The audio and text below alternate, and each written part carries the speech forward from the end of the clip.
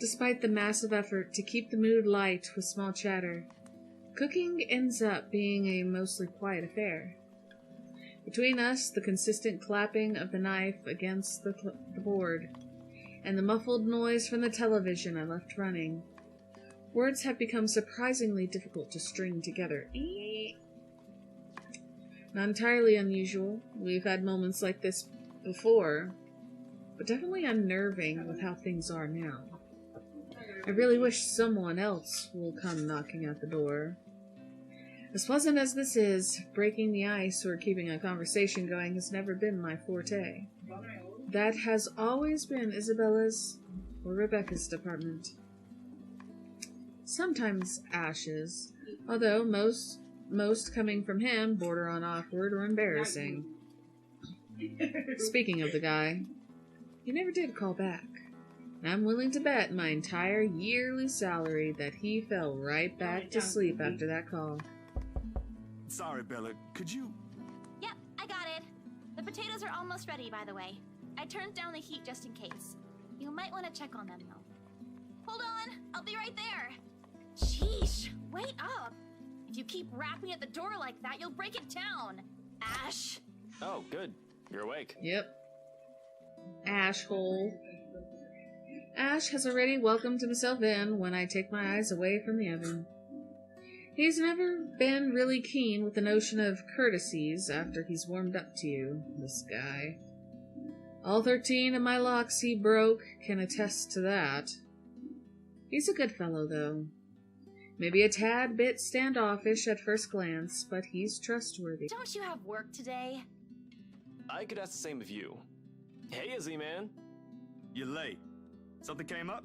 You need to drop the Z-Man. It's getting old. Sorry, I got caught with something at the precinct on the way here. Had to attend to that first before things got out of hand. I'd tell you about it, but you know how it can be with those kinds of things. Later, maybe. And you're here because... What? I'm not allowed to say hello? I doubt you're here because of that. And you're not answering my question. Ah, my bad.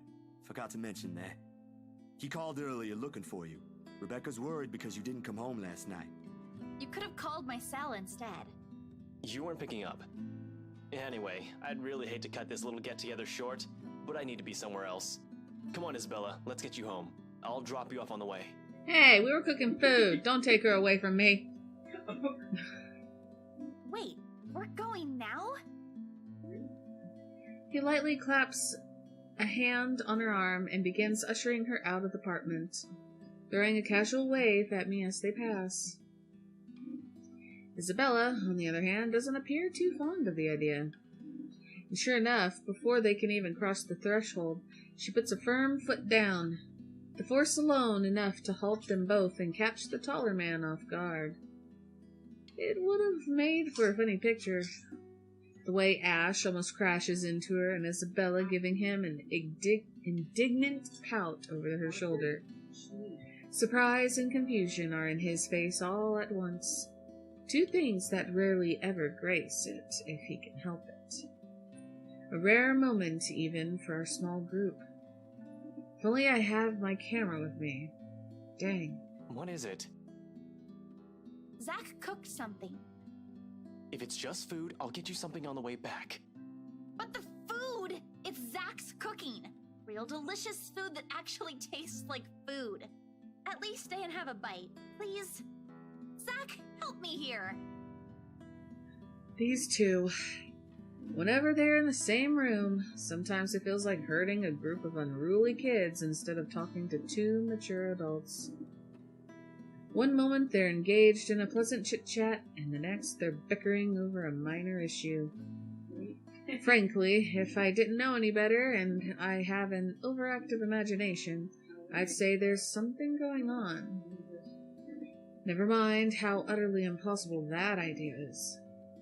Or it might just be me reading too much into things like always. I can already hear Ash's laughter if I so much as suggest such. This, however... I cooked up a feast, or I know you're busy. I cooked up a feast. I don't know about you two, but I think you guys should really stay. I've already made enough food for all of us, and it'd be a waste. Boop. Positive. Why, I cooked up that special honey glazed ham you two keep on yapping about. Got some scalloped potatoes with onions and cheddar to go with it, too. The oven timer dings. I shoot the two of them an apologetic look before sauntering over the kitchen, mittens in hand. The sweet smell of the glaze and salty tang of melted cheese wafts through the air as soon as I open the door and take out the 2 trays inside. The scent immediately fills the entire room, and even with the door and windows open, the mouth-watering aroma lingers. It's appealing enough that when I put the dishes down on the counter, another starved stomach protests loudly, followed by a burst of laughter. My head snaps up at the 2 of them, and I can't keep back the smile at the sight they make. Isabella is clinging to the door frame for support, doubled over with breathless laughter. Ash is the more composed of the 2, trying to look unconcerned, but a flush has crept up his neck and cheeks. It's clear whose stomach that came from, and Isabella's not going to let him live this down. You're in no place to reject an offer of free food, Frey. I wasn't rejecting anything. Damn it, I just missed a meal, that's all. Aw, he's flustered. Shut it! Those guys at the precinct said it was urgent. Somebody has to be responsible for it. Well, aren't you precious? Right. You know, if you keep laughing like that, you'll burst. I'm sure it won't be as bad as your stomach suddenly rumbling like a starved. Aye, kiddos, play nice. Food's gonna get cold if we keep this up. Ash, you gonna stay? Might as well, since Scaredy Cat's so hell-bent on staying. Aww. We eventually settle down after the food has been served. The jibes replaced by another round of friendly chatter, mostly about what's on the news the night before. There is, however, a conscious effort to avoid mentioning what's currently on the headlines. The dead is never a good topic to talk over food in polite company. This case in particular. The wounds are too fresh, too soon. I'd likely avoid it as well if I were in her position, and someone I personally knew passed away in a gruesome manner like that. Though perhaps the closest we got to broaching the topic is when the infamous mansion is brought up again. But even then, we are careful, Ash and I. We keep the conversation light and avoid bringing up her late business partner. It's the least we could do. The Wrights? Yeah, they're planning to move in soon. In fact, they already have a housewarming party planned. It's why they wanted us to rush the papers. They wanted to send the invitations out as soon as possible. Oh, now I get it. Get what? Remember what I told you last night about the new clients? Vaguely? Sorry, I was a little out of it yesterday. Was it the photo shoot? Yep, it's actually for the one you sold. Ermite, something. When you put it that way, I suppose it makes sense why my boss wants me to prioritize the couple. They can have those documents rushed at just a snap of their fingers. Then they're more influential than I initially thought. Man, I guess my boss is expecting a lot more from this project than I expected. Hope I can live up to it. Your photographs are more than good enough, Zach. You'd probably win an international award if you let yourself. Ma'am Hana's easy to please, too. As long as you're good at following instructions. Easier said than done. Different clients have different tastes, after all. Still, a week? I don't think that's possible. Now that you mentioned it, yeah. They wanted everything finished at the earliest. To be honest, it's not unheard of, but... But it's still weird. Still weird, yeah? A slip of the tongue. Still barely noticeable to someone who's already familiar with Ash's ways.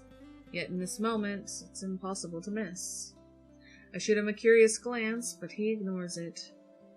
Rather pointedly. I can't exactly say it's like that, where I'm just the middleman after all. As much as I want to comment on it, I only know what's on the surface, not the in and outs. It's just that BRC and my boss are more hands-on with the legal stuff this time, despite having a separate department dedicated to it. Maybe Mr. Wright helped with it too. They have their own legal team for this, don't they? Well, they should have one, especially for a big property like this. They have, but like I said, it's off our hands. Rose and I don't handle this stuff in the office. If anything, to me, this just means I'll be able to send the rest of the funds to Papa's treatment earlier. I guess that makes a whole lot of sense. Officially off our instant noodle diet, aren't we? Ash, has anyone ever told you that you have an uncanny way of ruining the mood? What? I was just saying. A few more months of stuffing your face with those, and I'm sure you'll start to look like a noodle cup.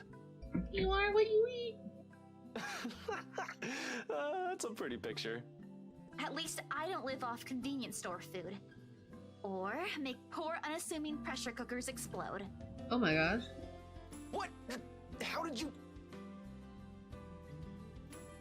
Deadly weapon. Oh, come on, Zach. Sorry, it just came up while we were cooking earlier. I'm impressed, Ashton Frey. You even made it to the news. Oh my gosh. A one-time thing. And it wasn't as big as you seem to be imagining. Oh, sure. Let's all pretend that one time you almost set my apartment on fire didn't happen too. Oh, good lord. Hey, that was an accident. What did he do? You were making a salad, Ash. What? What is this boy doing? You don't cook salads. Can we please move on to a different topic? How do you set something on fire while making a salad? It helps. The casual talk, the harmless teasing, the mundane stories interesting enough to let time pass unnoticed.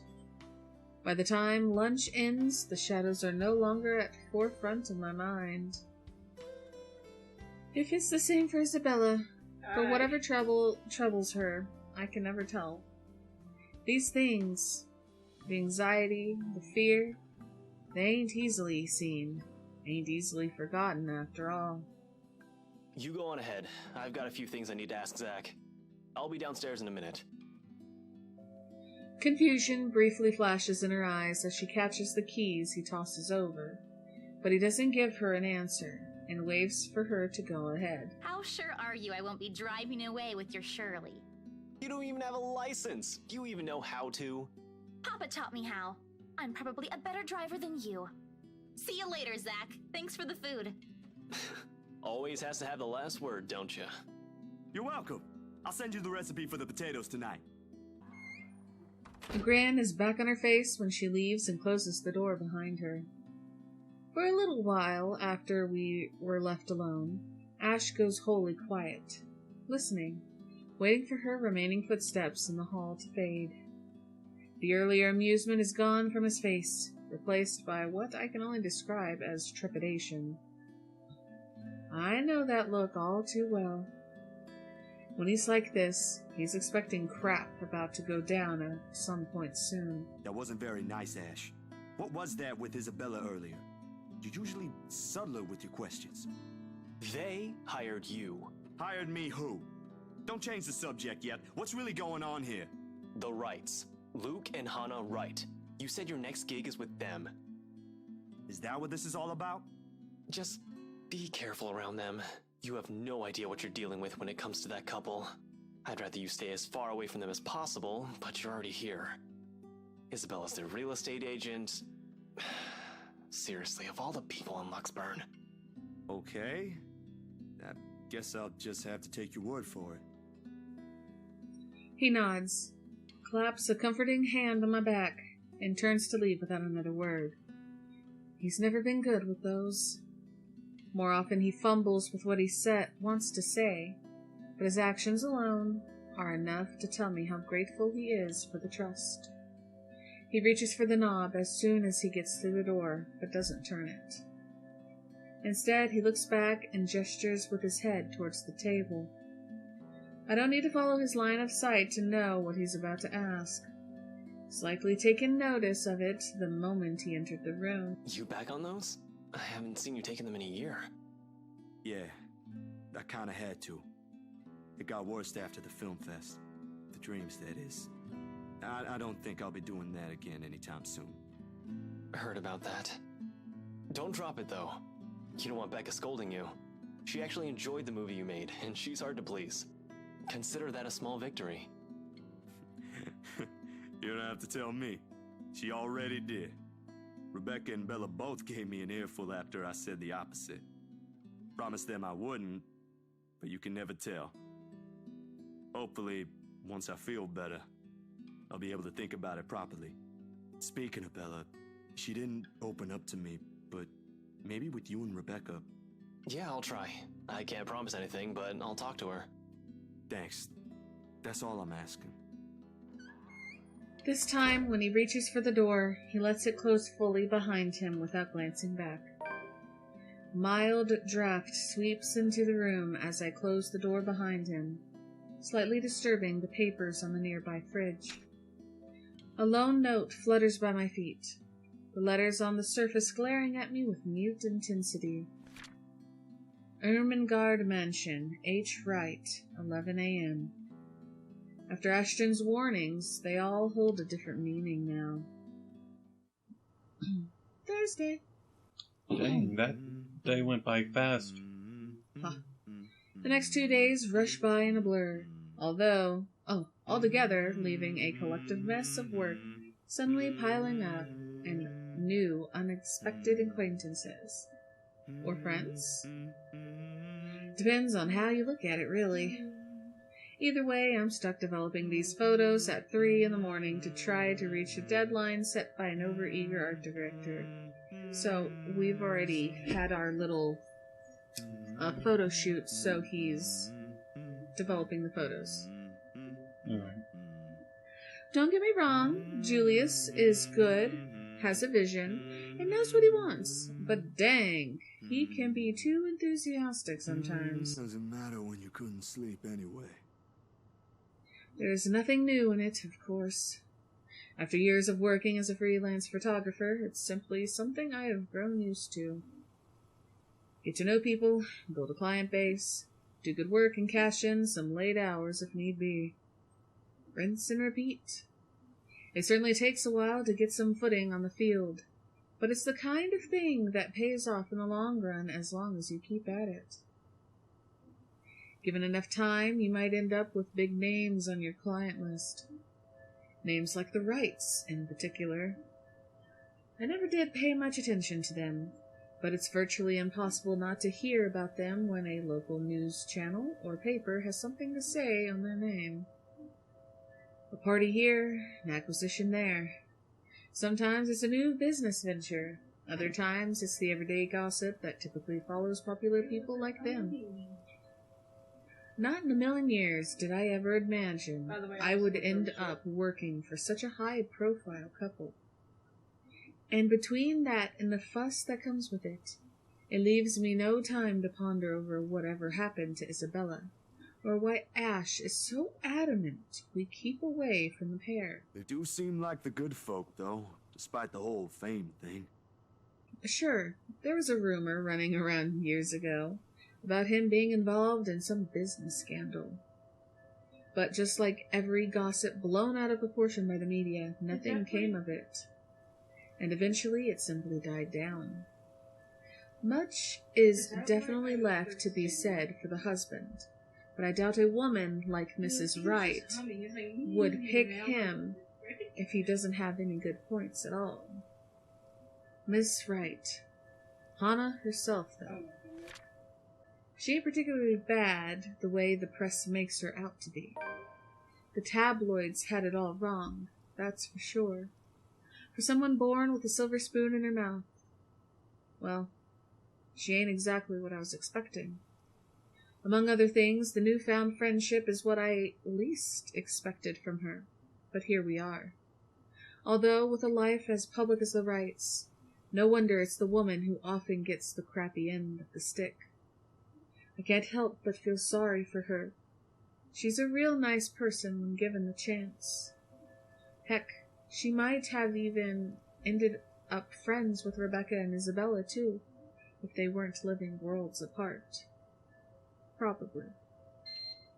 The beep quickly pulls me back before my thoughts travel any further.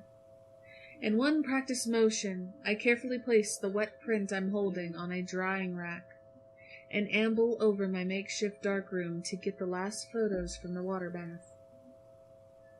Inside the converted broom closet, the film processor lets out another soft clack before going on in its standby mode. At its mouth, a lone photograph sits on the tray, barely visible with the lack of light. It's the last one tonight for the set Miss Wright requested. I don't usually make this a habit, giving away stuff, that is. It's bad for the business, no matter how well-intentioned or generous you are. This exception, however, she did treat me well, and was a pleasant companion all throughout the shoot. Even if she didn't ask, I would have probably given her a few prints just for the heck of it. Miss Wright ain't such a bad subject matter to begin with. Maybe this is just me, but for someone who has everything at the palm of her hands, all the money in the world, a loving husband, and a plenty big mansion to call home, she's lonely.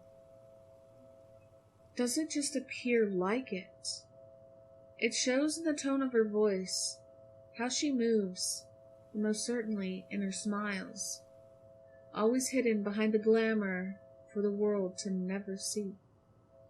Sometimes for people like her, small things like these helps.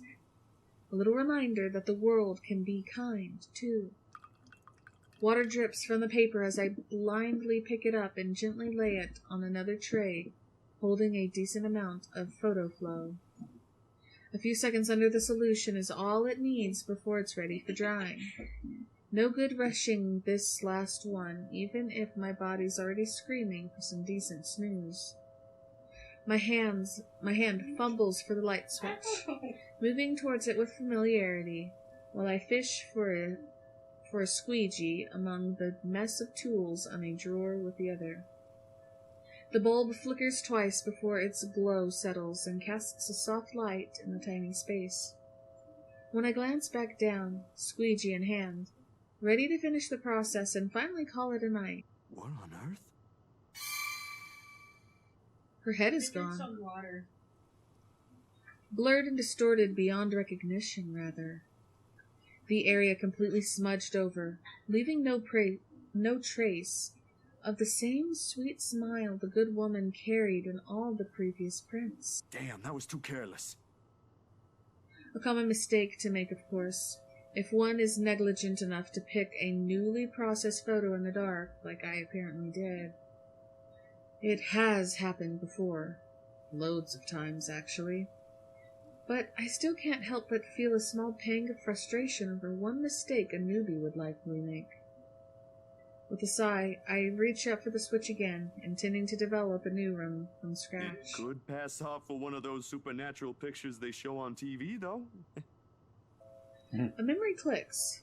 One cursory thought in the sea of many, in a short yet distinct second from the day before. A glimpse is all I got, but it's enough to burn the image in my mind. There was a shadow. No. What is this? A woman. It's the ghostie. In her 20s, or early 30s, maybe. But with how far gone her flesh alone has become, it's not possible to tell at first glance. The skin itself has already taken a sickly pale color, rotten in most parts, blood dripping from every open gash and lesion in her body.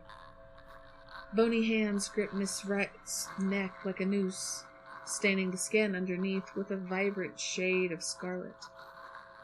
Nothing but malice fills the gleam in her eyes.